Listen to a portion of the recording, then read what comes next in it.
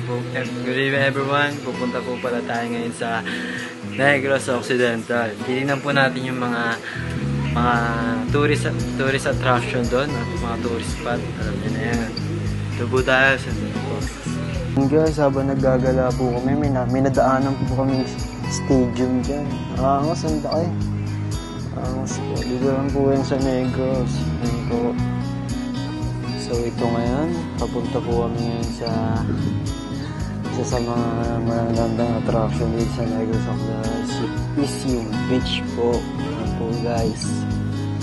Wala kasi hindi maganda. Maganda rin po yung view.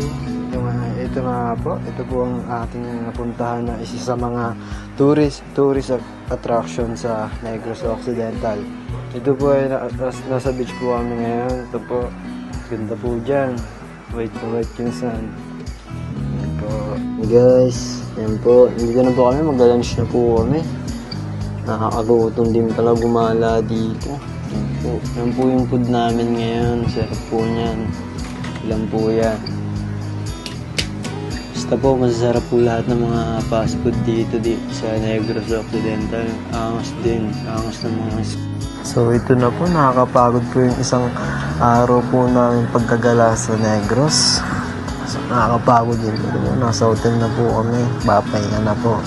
Yun lang po guys, sana po magustuhan niyo po ang aking vlog. Thank you so much. Bye.